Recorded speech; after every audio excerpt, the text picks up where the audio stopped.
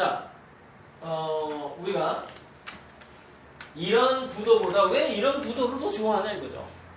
스케치를 할 때. 왜 그러냐 이거죠. 그랬더니 이거 들어가는 것이죠. 무슨 얘기냐면 확률적으로 긴장감이 있는 걸 좋아하더라는 것이죠. 확률적 긴장감이라는 건 이런 겁니다. 우리가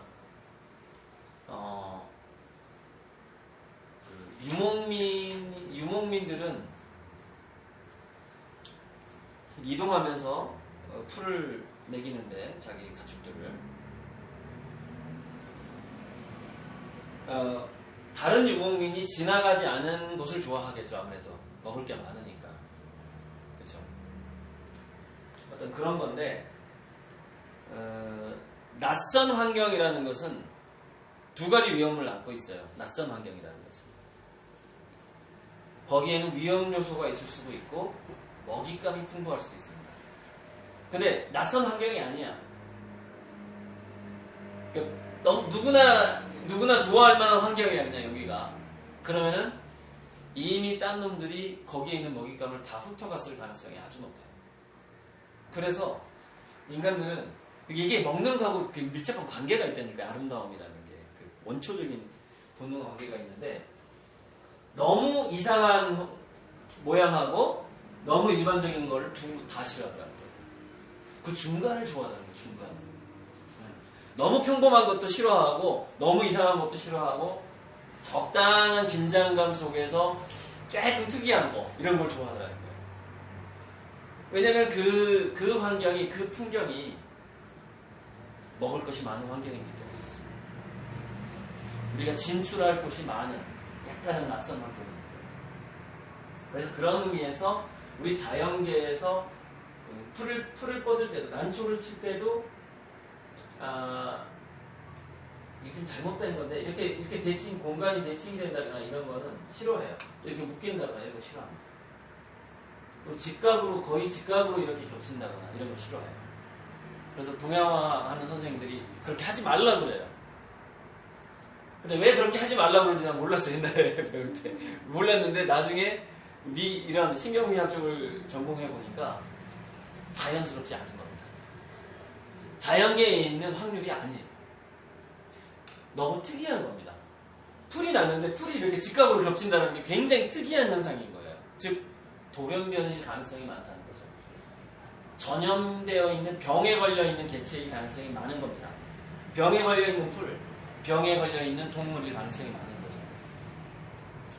그래서 이게 확률이 낮기 때문에 이런 구도를 인간은 좋아하게 되는 것이고요. 그다음에 이거는 뭐냐면은 자 우리가 소풍 갔을 때 왜 보물찾기를 좋아할까요? 보물찾기. 거기서 어떤 쾌감이 있냐면요. 선생님이 숨겨놨을 것 같은 환경, 것을 판단을 하잖아요, 우리가. 판단하는데, 내 친구들은 여기에는 보물을 안 숨겨놨을 것이라고 판단을 하고 지나갔어요. 근데 내가 딱 지나가다가, 아니야, 혹시 여기 있을지도 몰라. 그러면서 딱 열어보니까 정말 있는 거야. 너무 행복한 거죠. 자, 그렇게 할 수 있는 보물찾기를 잘하는 개체는요, 인기도 좋아요. 그 보물찾기를 잘한다는 건 뭐냐면요, 보통 사람들은 아름답다고 생각하지 않은 것에서 아름다움을 발견하는 눈이 있다는 얘기입니다. 그거랑 같은 맥락이에요. 그래서 우리가 인간이 운유와 상징성과 은폐성을 좋아하는 이유가 바로 그 보물찾기의 심리랑 비슷해요. 남들은 그것을 먹잇감으로 안 보았고 남들은 그 땅을 좋지 않은 땅이라고 생각했는데 그 어떤 유능한 리더는 아니다, 우리가 잘 살 수 있는 곳은 거기다, 그쪽으로 가자. 그런 느낌이 있다는 것이죠. 숨겨져 있는 어떤 상징성을 잘 찾아내는 그 경험이라는 것이. 그리고 그거를 이제 성적으로는 다 벗은 여자보다 조금 가린 여자가 더 섹시하다. 그것도 마찬가지입니다. 내가 더 벗길 게 있을 때 인간은 더 좋아한다는 거죠. 과정과 행위를 그 과정을 사랑한다는 것일 수도 있어요. 어쨌건 그런 미학이 있더라고요. 자, 또 하나 우리 자고 있습니다. 미성년자. 다행히도 미성년자 자고 있어요. 자, 또 하나는 과장하는 걸 굉장히 좋아하더라고요. 대조하고 과장하는. 근데 이게 쥐 실험에서 아주 재미있는 과장 실험이 있었는데 쥐한테 정사각형을 보여주고 먹잇감을 조금 주고요. 직사각형을 보여주고 동시에 먹잇감을 좀 많이 줬어요. 길들였습니다, 쥐들을. 그래서 최근에 그 동물 연구 중에는요, 쥐의 미소 연구가 있습니다. 모르셨죠? 쥐의 표정 연구가 있어요. 그래서 쥐의 표정을 보면 정말 쥐가 행복해하는지 그렇지 않은지를 판별해냈습니다. 최근에. 그걸 쥐 몸의 호르몬하고 비교해보면 알 수가 있어요. 우리가 행복할 때 도파민, 엔돌핀 같은 게 나오잖아요. 그죠? 쥐도 마찬가지예요. 근데 쥐가 이런 표정을 짓고 있을 때 도파민이 많이 나오더라 이거예요. 그 상태. 그래서 지금은 쥐의 표정을 읽고 있습니다. 동물학자들이. 그래서 그 다음에 이제 3번을 딱 보여준 거예요. 쥐한테. 그랬더니 쥐가 좋아해요. 무슨 얘기냐면 쥐가 학습을 한 겁니다. 이렇게 정사각형은 먹이가 조금 나오는 신호예요. 직사각형은 먹이가 많이 나오는 신호거죠. 근데 이 두 개의 차이가 뭐예요? 세로보다 가로가 길다는 거잖아요. 근데 얘가 세로보다 가로가 더 길죠. 더 많이 나올 거라고 생각하는 겁니다. 밥이, 쥐가. 그래서 무슨 얘기냐면 인간은 자기가 좋은 것을 경험했을 때 그 좋은 것을 과장하는 경향이 동물도 있고 인간도 있어요. 이게 예전에 그 부적처럼 가지고 다닌 이만한 거예요. 15cm짜리인데 이게 너무 크다. 길이는 한 이 정도 되고 이 정도 되는 손에 들고 다니는 그 어떤 뭐라 그러지? 마스코트 같은 거. 마스코트? 펜던트라고 하는데 이게 가슴입니다. 이게 몇만 년 전, 약 2만 5천 년 전 물건인데 가슴이 큰 것의 장점을 인간들이 옛날부터 좋아했던 거예요. 왜요? 젖이 많이 나오잖아요. 수많은 자식을 먹일 수가 있잖아요. 옛날에는 그게 좋았잖아요. 아름다운 거였잖아요. 그러니까 마스코트가 가슴이 과장되더니 이렇게 과장이 되는 거예요. 이렇게. 아, 큰 가슴은 아름다워, 멋져. 뭐 이렇게 된 거죠. 장점을 과장하더라는 거죠. 장점을 과장하다. 동물도 그렇고, 인간도 그렇고. 그래서 공작의 꼬리가 그렇게 화려해진 것도 사실은, 이렇게 했더니, 암컷이 좋아해? 좀 더 크게 해볼까? 좀 더 크게 해볼까? 그러다가 커진 거거든요, 이게. 그렇게 과장하는 본능을 가지고 있고, 이렇게, 이 인도의 여성 조각인데, 이 허리가 자북하고, 허벅지하고 엉덩이가 이렇게 크다라는 것이죠. 이게 모든 남성을 조사를 해보니까 24, 34를 좋아하더래요. 허리 24, 엉덩이 34. 그 비율, 그게 0.7대 10의 비율입니다. 7대 10이야. 0.7대 1, 그러니까 7대 10. 그래서 이제 그 과학자들이 7대 10의 비율이 도대체 왜 남자들이 가장 섹시하다고 생각하는가? 7대 10을. 또 대대적인 설문조사와 함께 연구를 해봤어요. 연구를 해봤더니 임신 확률이 가장 높고 태아가 그러니까 그 허리 라인을 가진 여자가 임신을 했을 때 가장 건강하게 아이가 자란다는 거예요. 그 뱃속에서. 무엇보다 임신 확률이 가장 높다는 거죠. 그러니까 그 남성들이 그 번식력 자체가 기본적으로 가지고 있고요. 저절로 남성의 눈은 뭐냐면은 7대 10의 허리의 비율을 가진 여자한테 무조건 꽂히게 돼 있다는 거죠. 그 뒷모습에 그냥 뿅 가게 돼 있다는 것이죠. 언제부터? 호모 사피엔스 200만 년 전, 300만 년 전부터 지금까지 쭉 앞으로 쭉. 이거 바뀔 것 같아요? 쉽게 바뀌지 않습니다. 너무나 오래된 몇백만 년 된 일이기 때문에. 그리고 이제 가슴 키우고 뭐 이거죠. 허리 잘록해가지고 고개 이렇게 딱 튼 거, 이런 것도 좀 과장을 했대요. 이게 뭐의 과장이면 교태의 과장이에요. 우리 애교 부리잖아요. 왜. 여성들이 엉덩이 이렇게 쭉 내밀면서 그게 성교 자세예요. 성교 준비 자세입니다. 일종의. 교태라는 게. 그렇게 생존과 본식과 인간이 아름다움의 규칙은 연관이 돼 있다는 것이죠. 그 다음에 이렇게 고립성과 주목성. 뭔가 가운데 하나 딱 있는 거. 이 공작 날개를 한번 보시면요. 이게 눈알처럼 보이죠? 중간을 바라보고 있는 거죠. 자, 여기 눈이 있어요. 이걸 눈이라고 생각해봐요. 지금 누구를 보고 있어요? 얘 보고 있잖아. 이게 눈이라고 생각하고 누구 보고 있어요? 자, 밑에 있는 거 보세요. 이게 눈이라고 생각해봐. 누굴 보고 있나? 얘를 보고 있죠. 자기가 군게 일하게 되겠다는 거예요. 전부 나만 쳐다보라는 얘기죠, 지금. 자, 다른 애들도 나를 보고 있으니까 너도 나를 봐라 이거예요. 얘가 던지는 메시지가 나만 바라봐 이거죠. 그렇게 암컷을 유혹하는 겁니다. 아주 정신 못 차리게 한 다음에 다 임신을 시키는 거죠. 그래서 우리 인간의 신체 중에서 이런 특성을 가지고 있는 게 성기입니다. 성기하고 꽃이에요. 성기하고 꽃이 주목성을 강력하게 가지고 있어요. 주목성. 그래서 색깔도 그렇고 뭐 모양도 그렇고 눈에 딱 띄게끔 되어 있는 겁니다. 인간은 지금 현재 감추고 다니지만 근데 감추고 다녀도요 인간은 본능적으로 성기를 바라봅니다. 여자는 남자 걸 바라보고 남자는 여자 걸 바라보게 돼 있어요. 딱 만나자마자 그 욕구가 확 생깁니다. 무조건. 이 주목성의 본능을 참을 수가 없는 거예요. 안 그런 사람은 이상한 사람입니다. 안 그런 사람은. 그 다음에 또 하나는 이종성인데요. 이 이종성이 굉장히 중요한 겁니다. 이종성 영어로 이제 익사티, 외계에서 온 것 같은, 타 지역에서 온 것 같은. 고양이 실험을 해보면 고양이 종류가 전 세계적으로 아주 많잖아요.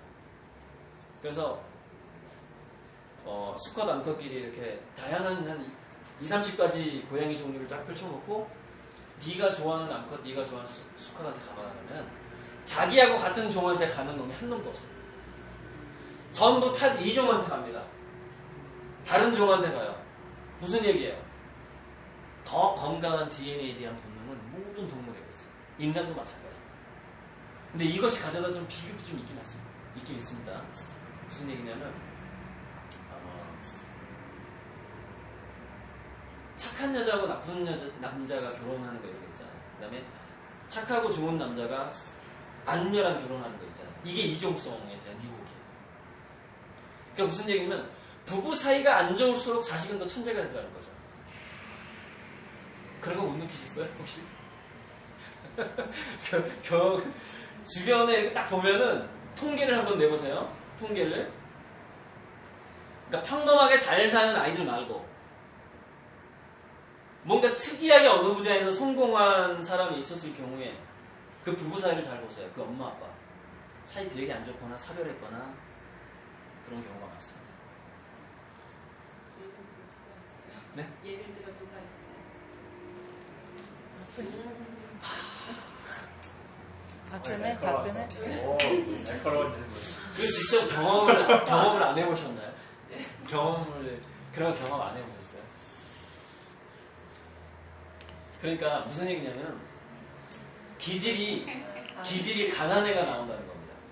기질이 강하고 더 어떤 그 적응력이 더 세고 그 순발력이라든가 이런 것들 그런 것들은 남녀가 비슷한 환경에서 자란 사람끼리 결혼하는 것보다는 아주 이질적인 환경에서 또 성격이 전혀 반대이거나 이런 사람들이 결혼을 했을 때 그 DNA가 물론 나쁜 것끼리만 결합하는 수도 있겠죠. 그죠? 근데 여기 장점과 여기 장점이 결합해서 굉장히 순발력이 좋고 경쟁력이 강한 애가 나올 확률이 커요.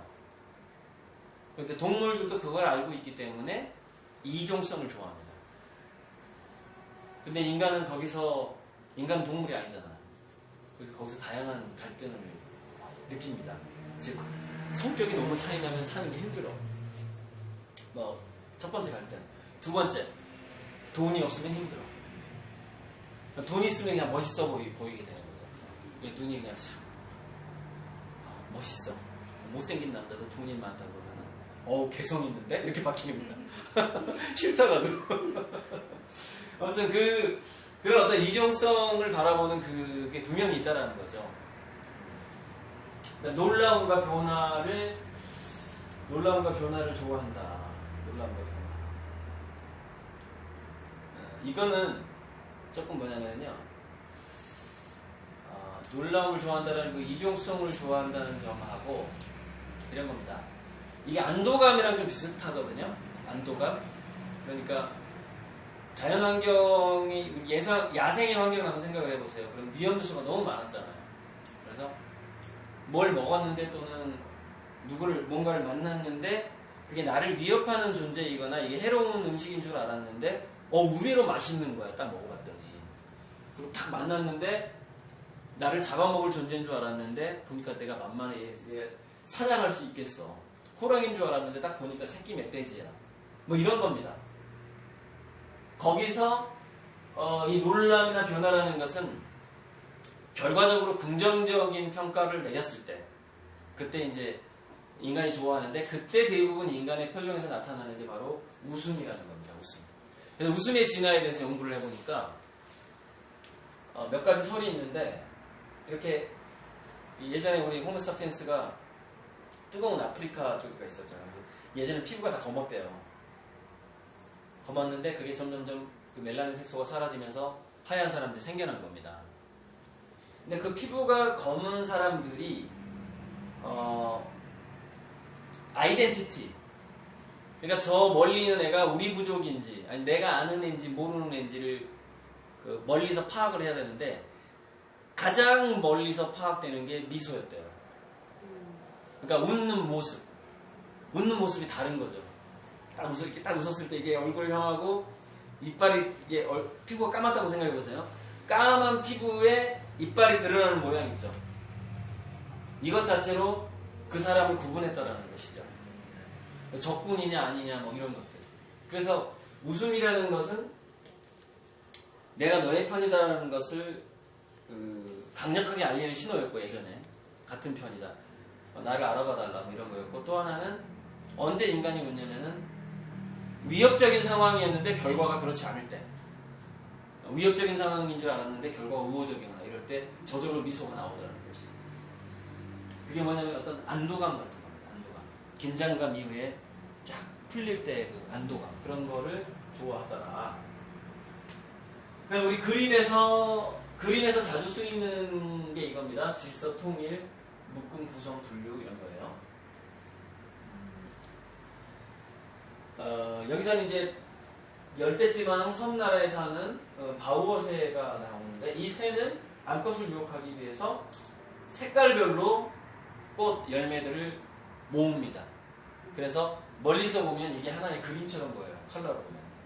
여기는 초록색이고 이거는 파란색 열매예요. 노란색 꽃이고 그런 식으로 모아놔요. 그래서 아름다운 정원을 꾸밉니다. 아름다운 정원을 꾸미게 되면 이 새는 이 수컷새를 이 정원이 아름다울수록 이 암컷새는 어떻게 생각을 하냐면 수컷이 첫째 수집 능력이 좋아요. 뭐든지 잘 가지고 와. 저장 능력이 좋아. 배치 능력이 좋아. 아주 효율적이야. 그렇게 생각하는 거예요. 무슨 얘기냐면 내 새끼를 더 잘 먹일 수컷이구나 이렇게 생각을 하는 거예요. 암컷이. 그래서 이 정원을 잘 꾸민 새는요 정확한 횟수는 잃어버렸는데 제일 못하는 애가 하루에 8마리 정도? 암컷이 한 8마리쯤 온대요. 이 정원을 좀 못 꾸민 애가 그 번식기 때 정원을 잘 꾸미면 거의 100마리까지 온대요. 암컷이. 이 수컷의 정자를 봐보려고. 그렇게 엄청난 차이가 생깁니다. 근데 여기서 우리가 또 우리 현대 남성들의 비애가 있죠. 현대 남성들 중에서 여자들을 비교적 쉽게 이렇게 유혹을 하려면요 집이 크고 넓고 빌딩이 하나 있다거나 이런 조건이 좀 필요합니다. 암컷들은요 그런 집을 좋아해요.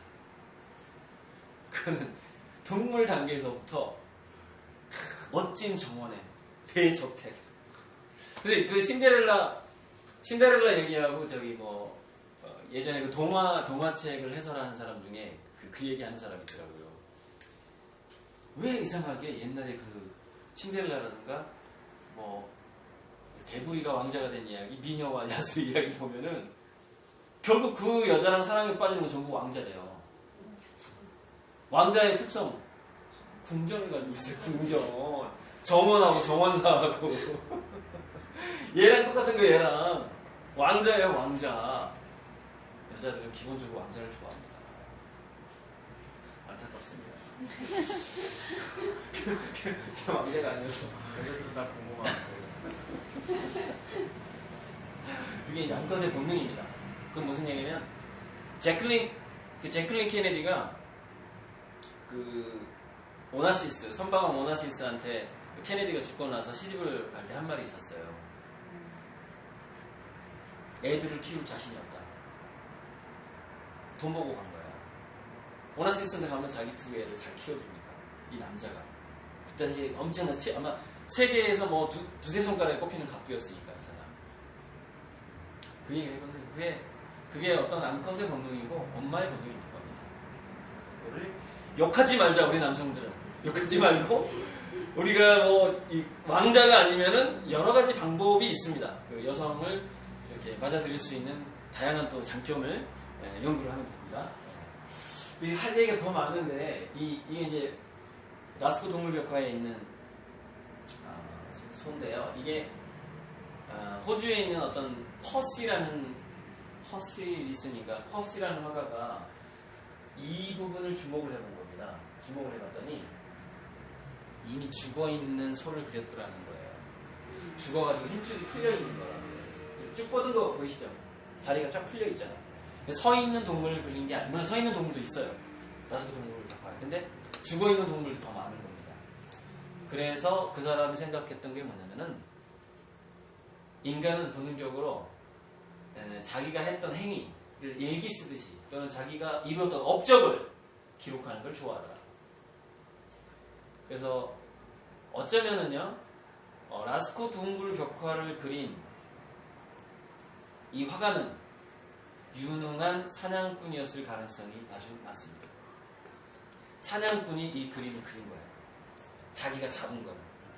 그 당시 분업화가 됐을 것 같아요. 야 나는 고기를 잡았으니까 야 너 이거 그대로 보고 벽에다 그려. 내가 얼마 줄 테니까 이랬을 것 같아요. 그 당시 몇만 년 전에. 사냥꾼이 동시에 화가였던 거죠. 그걸 남기고 싶었던 거죠. 자기가 너무 자랑스러웠어요. 뭐 대신 그려주는 사람이 있었을 수도 있습니다. 그때 사회가 의외로 이렇게 있었을 수도 있는데 아무튼 지금 할 말은 좀 많은데 그 다음에 대칭, 균형, 리듬, 반복, 확장을 좋아하더라. 인간은. 왜? 이 특징을 가지고 있는 것은 먹을 것이거나 성기이거나 날개이거나 어떤 생명의 특성을 가지고 있더라.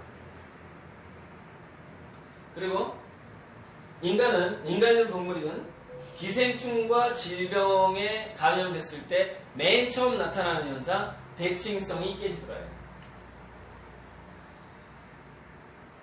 그래서 대칭성이 깨진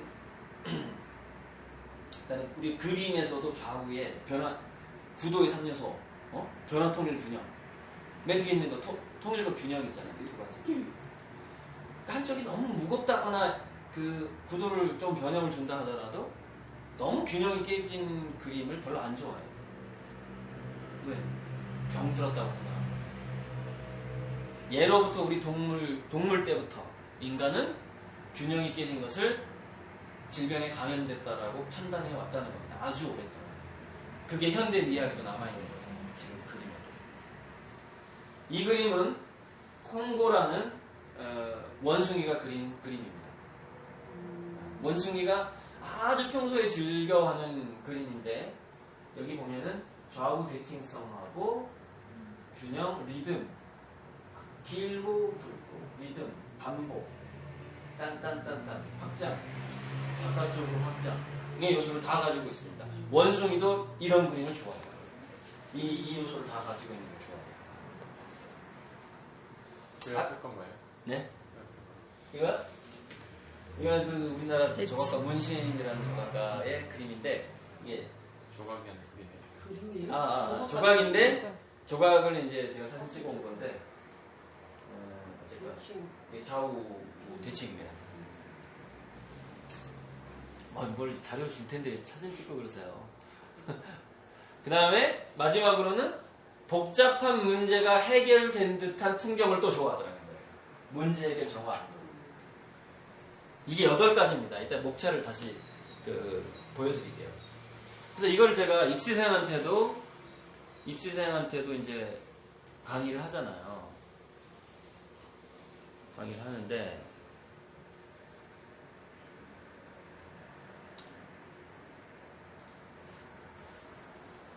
자, 이겁니다. 1번부터 8번까지. 이게 아름다움의 기준이에요. 인간 이걸 가지고 아름다움을 판단을 하더라는 것이죠. 이런 요소가 있는가 없는가예요. 상품입니다. 그래서 이 5번, 6번, 7번 중에 구도의 3요소 변화 통일 균형이 들어가 있습니다. 근데 우리가 미술 시간에 이건 배웠어요. 이런 건 배웠는데 이게 이만큼 확장이 된 거예요. 진화심리학으로 확장이 되면서. 이 확장은 어떤 식으로 됐냐면은 다양한 사진을 보여주면서 인간의 두뇌를 직접 찍었습니다. 그래서 인간이 아름다운 것을 볼 때, 좋은 것을 볼 때 두뇌가 활성되는 모습이 보이잖아요. 그 모습을 두뇌가 보이는 현상하고 앞에 지나가는 그림하고 매칭시켜 본 거죠. 그런 식으로 나온 게 신경미학이라는 거예요. 인간의 두뇌는 어떤 것에서 아름다움을 느끼는가예요. 그렇게 해서 나온 기준들이 이겁니다. 이거 전체예요. 그런데 우리가 중요한 건 뭐냐면 그때그때 다르다는 겁니다. 인간의 정서에 따라서 나의 어떤 정서 상태, 나의 그 주변 환경에 따라서 좋아하는 그림이 달라진다는 것이죠. 그러니까 이거 전체가 담긴 그림을 그릴 수도 있을 거예요. 그리고 그런 그림을 그리는 게 제 꿈이고 할 수 있을 겁니다. 하지만 대다수의 사람들은 1번부터 8번 사이에 한두 개의 장점을 가진 그림을 그립니다. 한두 개에서 두세 개의 장점을 가지고 있어요. 그런데 자기가 추구하는 그 그림이든 조각이든 디자인이든 간에 이 장점이 없으면 인간은 안 좋아하더라는 거죠. 안 팔린다는 겁니다. 상품으로 만들어도 안 팔린다. 자, 이런 마우스만 해도 보세요. 좌우 대칭성이 있죠. 그 다음에 성기에서 볼 수 있는 주목성을 가지고 있죠. 그 다음에 이렇게 보면은 뭐예요? 확률적인 긴장을 가지고 있어요. 확률적 긴장. 가운데가 볼록하지 않죠. 여기가 볼록하잖아요. 이런 게 확률적 긴장이에요. 시중에 나와 있는 모든 상품은 이 기준을 가지고 있습니다. 잘 팔리는 거예요. 왜 인간은 그걸 좋아하도록 200~300만 년 동안, 300만 년, 200만 년 동안 단련되어 왔거든요. 숙달되어 왔단 말이죠. 그래서 지금은 미학도 뭐 의학이든 뭐든 간에 경제학, 마케팅 이런 것들이 거의 대부분 뇌과학 진화심리학적인 것이 반드시 들어갑니다. 최근에 노벨상 계속 타고 있는 게임 이론이라든가 행동경제학 전부 뇌과학하고 진화심리학이 들어간 거예요. 최근에 노벨 경제학상 타는 사람들. 최근에 노벨 생리의학상 타는 사람들, 뭐 그런 사람들도 지금 현재 후성 유전학, 그러니까 후천 쪽으로 어떻게 DNA가 바뀌는가에서 많이 타고 있는데 앞으로 제 예측으로는요. 물론 2012년 노벨 화학상인가를 세포 핵 내에 있는 DNA에게 세포 밖에 환경이 어떻게 변했는지에 대한 화학적인 신호를 전달하는 물질을 찾아가지고 노벨 화학상을 받았어요. 2012년. 그러니까 앞으로의 노벨 의학상이나 노벨 화학상은 정신신경 면역학이라는 분야에서 많이 나오게 될 겁니다. 그건 이제 이런 겁니다. 의학이 진화의학, 그냥 의학에서 진화의학, 그 다음에 분자의학, 그 다음에 양자의학으로 넘어가요. 그러니까 그 기초적인 물리학하고 노의학이 연결이 되거든요. 근데 양자의학 다음 단계는 어떤 단계가 오게 되냐면은 인간의 심리 상태와 정서가 우리의 그 원자와 분자 체계를 어떻게 교란하는가에 대한 연구가 반드시 오게 되어 있습니다. 그걸 연구하는 학문이 이제 PNI라고 정신신경 면역학이라는 거예요. 우리가 그 어떤 정신적인 우리 정신에 영향을 줄 수 있는 환경에 의해서 우리 신체가 바뀌더라는 것이죠. 물질적으로. 그게 이제 근데 거기서 앞으로 노벨상이 많이 나오게 될 거예요. 그 분야하고 그다음에 미생물을 연구하는 분야. 미생물, 세균, 바이러스를 연구하는 분야하고 그래서 우리가 이런 겁니다. 아름다움을 추구하는 것 자체 그 다음에 아름다움을 추구한 이후에 결과물을 우리 집의 벽에 건다거나 어떤 자기 삶에서 결과물을 본다라는 것, 감상한다라는 것은 우리가 밥을 굶고 전쟁을 하던 시대에는 그렇게 큰 영향을 끼치지 못했습니다. 우리 삶에. 그러나 우리가 먹을 것이 해결이 되고 어떤 전염병의 시대가 아니고 전쟁의 시대가 아니잖아요. 그러면 우리가 주변의 환경이 아름다우냐 그렇지 않느냐 주변의 관계가 아름다우냐 그렇지 않느냐가 역시 우리 신체에 영향을 주게 됩니다. 물질적으로. 얘가 이제 아까 그림을 그렸던 콩고라는 것이고요. 이렇게 막 4만 년 전에도 막 사람들은 손바닥을 벽에다가 이렇게 찍어요. 자기 얘기를 드러내고자 하는 욕구가 참 많습니다. 이거 굉장히 중요하고 이거 얘기하고요. 이거 두 개만 얘기하고 마무리하겠습니다. 이거는 어린아이가 최초로 그림을 그리기 시작할 때 이렇게 그리다가 처음에는 점밖에 못 찍죠, 그죠? 그러다가 좀 찍고 좀 힘주면 5번, 10번 이런 형태가 나옵니다. 그러다가 이렇게 반복적인 행위를 하면 이런 거 나와요, 이런 거. 그러다가 조금 이제 뭔가 볼펜을 다룰 줄 알아. 그럼 이런 거 나오고 있어요. 그 다음 단계에 도형을 그리기 시작해요. 그 다음 단계에 근데 이게 정확하게 어떤 단계냐면 세균 바이러스 단계에서 단세포 단계에서 광물의 결정이라든가 우리 심해에 가면은 꽃가루 같은 그 모양이 있거든요. 꽃가루랑 비슷한 게 심해 플랑크톤 모양이랑 비슷합니다. 꽃가루가 현미경을 보면 그런 단계로 넘어갑니다. 결정이라든가 무슨 광물질의 단계로 넘어갔다가 꽃가루라든가 다세포의 단계로 넘어갑니다. 이게 아이들이 그림이 진화하는 단계하고 정확하게 일치해요. 그러다가 이제 그 다세포적인 것 중에서 이거 보면은 우리가 진핵세포, 그러니까 세포 핵이 있는 세포가 또 그 다음에 진화를 하게 되거든요. 근데 이거 보면 꼭 진핵세포가 생각이 나요. 동그라미 안에다가 핵을 그려, 애들이. 참 이상하죠. 그러다가 나중에 오징어 같은 인간도 그리고 이제 해파리 같은 인간도 그리고 해요. 여기 해파리 있잖아요, 해파리. 보거, 오징어. 우리 인간의 진화의 어떤 그 트리는 물고기에서부터 왔어요. 그래서 우리 인간의 눈의 구조는 물고기의 눈의 구조하고 거의 비슷합니다. 우리 척추도 물고기의 척추의 구조랑 비슷하고, 그래서 여러분 그 생명력을 인간에게 생명력을 주는 운동은 웨이브예요. 예전에 이런 거 있잖아요. 뭐 이런 거 웨이브. 근데 주로 척추가 좌우로 물고기처럼 좌우로 움직이는 거 있잖아요. 이게 굉장히 건강에 좋답니다. 정신 건강에 좋죠. 그게 뭐죠? 춤이에요. 춤. 인간은 춤의 본능이 있어요. 춤추잖아요. 딱딱한 거 말이에요. 웨이브. 그럼 오래 살고 건강할 수 있다 이거죠. 그 생명력을 깨우는 운동이기 때문에. 자, 어쨌건 이거는 제가 이제 왜 강조하느냐면은 모든 인간은 신이 이 아름다운 생명을 창조하는 그 속성을 모든 인간이 가지고 있다. 저절로 어렸을 때부터 그림 발달 단계가 진화 단계랑 일치한다는 얘기죠. 근데 그걸, 네. 저 낙석에서 저 서클, 저 원 그리는 게 되게 어려웠나 봐요. 아니, 낙석이 맨 끝에. 이거요? 거기 17번, 19번, 20번이 다 이렇게 약간 원 모양이잖아요. 굉장히 어려운 단계예요.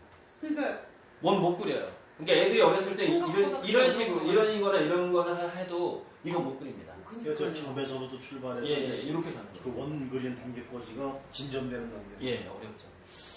단계가. 그러니까 신기해요. 10번보다 20번이 쉬울 것 같거든요. 딱 보기에는.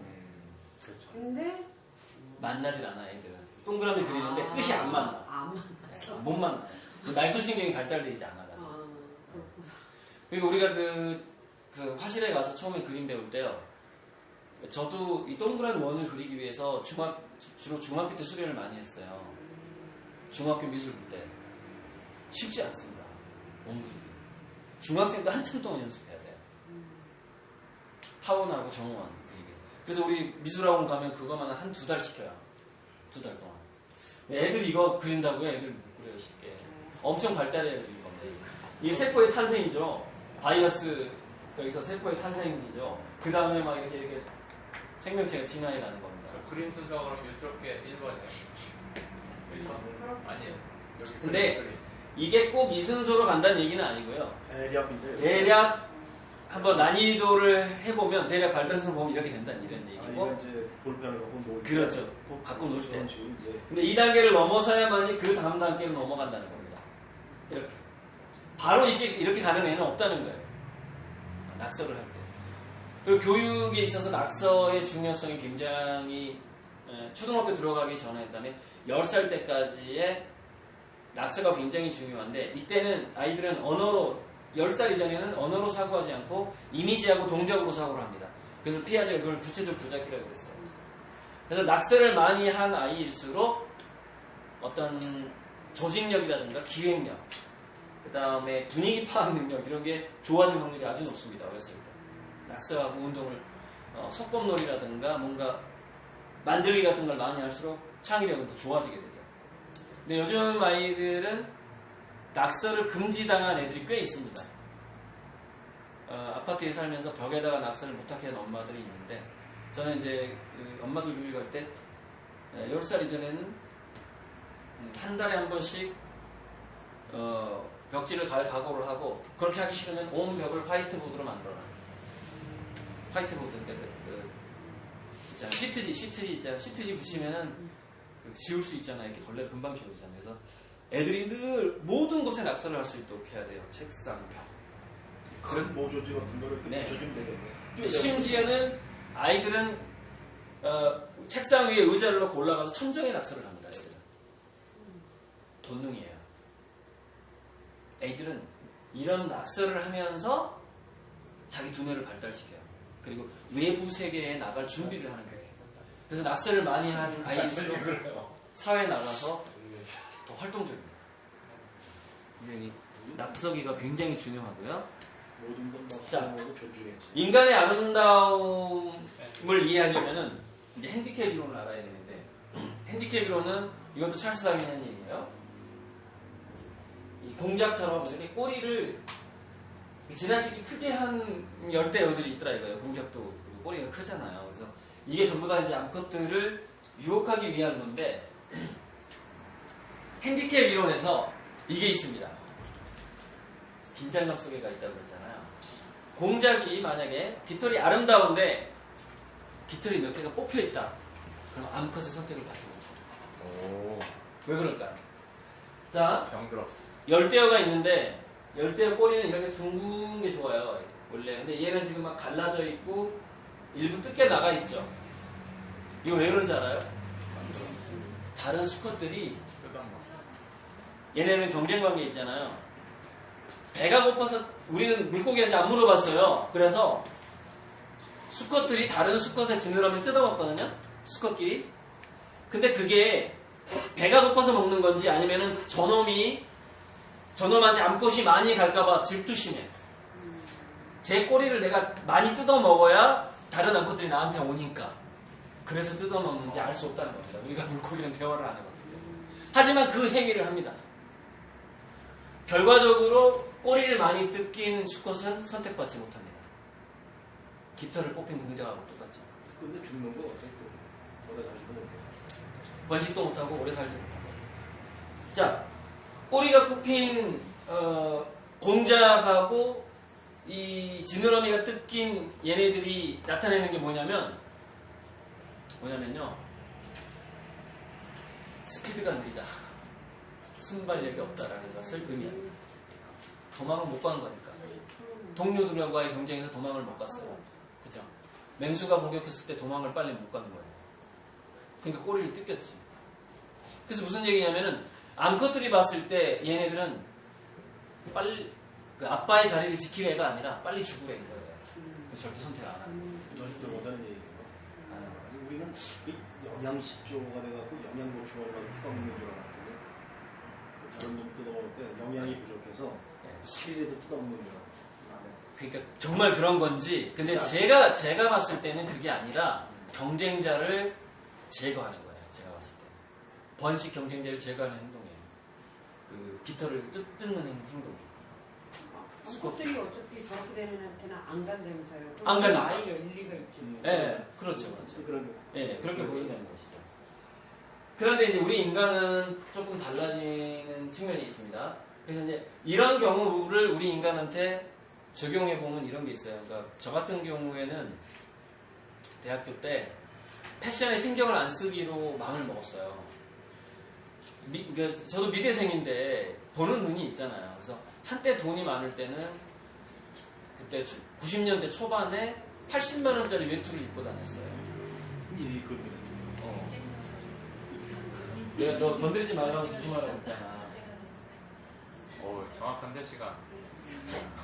자, 그런데 그 보는 눈이, 상품을 보는 눈이 고급스러워지기 시작하면 한이 없다라는 걸 제가 그때 깨달았죠.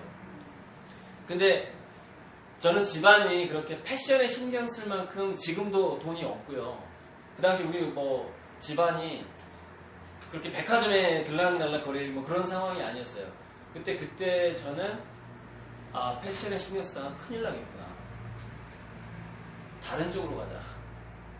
그리고 책을 열심히 보기 시작했어요. 구두나 옷을 저는 그때부터 신경 안 쓰는 거예요. 주소 있고 뭐 떨어져도 상관없어. 그래서 이제 노숙자치 패션이 들어간 거죠. 대학교 때. 그 일부러 그러는 거 없어서 그래? 일부러 그런다고요? 그러니까 그게 일종의 전략인데 가장 꼴불견인 게 뭐냐면요. 복합생 패션. 가장 꼴불견인 패션이 근데 그 여자들 되게 민감합니다. 이상하게 정장은 좋은 걸 입었는데 구두가 3만 원짜리야. 정장은 뭐 한 100만 원짜리인데 구두가 3만 원짜리고 모자를 1만 원짜리 쓰고 다녀. 그런 거 기가 막히게 봅니다, 여러분. 왜냐면 그런 걸 보는 능력이 기초적으로 동물 단계에서도 발달된 게 있어요. 얘가 깃털이 하나 빠졌는지 안 빠졌는지 정확하게 알아요. 맞잖아요. 그래서 꾸민 거를 굉장히 싫어합니다. 사기꾼으로 봐요. 그래서 영리한 수컷들은 자기 월세방에 살면서도 모든 것을 갖춥니다. 완벽하게. 모든 걸 브랜드로 해요. 안경, 가방, 폰, 통화하는 사람. 이게 이제 그 제비족들이 하는 수법이에요. 완벽하게 갖춰요. 옷을 부지 않게. 네. 그 어느 거 하나도 빠지지 않는 거예요. 뭐 넥타이 하나까지. 그래야만 여자가 넘어가니까. 그러니까 이제 근데 인간은 인간이 매력을 느끼는 인간이 매력을 느끼는 포인트가 근데 달라집니다. 동물 단계에서 인간 단계 딱 먹어요. 제가 아까 서두에서 진선미를 얘기하면서 저 미의 단계는 칼날 위에서 균형을 맞추는 중형의 단계인데 그것은 아주 위험한 상황, 그 다음에 아주 악조건인 상황에서도 뭔가 거기서 유용성과 아름다움을 찾아내는 어떤 긴장감이다. 그리고 아름다움이라는 것은 다양성을 추구함으로써 생존력을 획득하는 어떤 그런 과정에서 나오는 어떤 것이다라고 말씀을 드렸는데, 자, 이 친구 같은 경우에 20대 중반에 교통사고로 휠체어를 타게 됐는데, 휠체어 댄스를 시작하게 된 거예요. 댄스. 그리고 휠체어 댄스를 하다 강원래도 이 사람한테 배웠어요. 강원래. 가수 강원래. 그래서 강원래 스승이에요. 김용우 씨라고 이제 저랑 잘 아는 동생입니다. 73년생이었죠. 근데 같이 춤을 추던 파트너랑 사랑에 빠져서 결혼을 했어요. 결혼을 했는데 인간은 육체적인 단계에서 머무르질 않아요. 인간은 마음, 정신, 그 다음에 영혼의 단계까지 그 아름다움이 들어가 있습니다. 그래서 단순하게 깃털이 빠진 공작이라든가 꼬리가 뜯긴 것을 동물들은 그냥 싫어하고 무조건 거부합니다. 근데 인간은 하반신 불수인 어떤 남자가 춤을 배우고자 노력하는 게 아름다워 보이는 거죠. 그게 인간이에요. 사랑스러운 겁니다. 결혼하고 싶어서. 강원래도 결혼하기 전에 사고 났잖아요. 그죠? 근데 그 사람은 강원래의 아이를 갖고 싶어 하잖아요. 동물들하고 다른 거예요. 다른 뭔가가 있는 거죠. 그래서 우리 인간은 이렇게 보는 겁니다. 그러니까 제 해석은 뭐냐면 동물들이 찰스 다윈이 얘기했던 핸디캡 이론이라는 것은 동물들이 생존에 불필요한 어떤 장식성을 가미함으로써 자기가 순발력이 뛰어나고 강하고 멋진 그 개체라는 것을 과시하는 존재한테만 동물들은 주로 넘어간단 말이에요. 물론 인간 중에서도 그러는 사람이 아주 많습니다. 아주 많아요. 뭐 이런 거 터키에 가면은 굴뚝을 그 4개를 세우는데 이런 굴뚝 하나 만드는데 이 굴뚝 하나만 만드는데 한 달 정도 걸린대요. 한 달 정도 걸리는데 부잣집일수록 굴뚝을 4개, 5개를 하는데 거기서 진짜 쓰는 굴뚝은 하나밖에 없답니다. 근데 진짜 쓰는 굴뚝은 하나밖에 없는데 왜 그 부자는 굴뚝을 엄청난 건축비를 들여서 4개, 5개를 만들까요? 과시요. 나 이런 집에 산다 이거죠.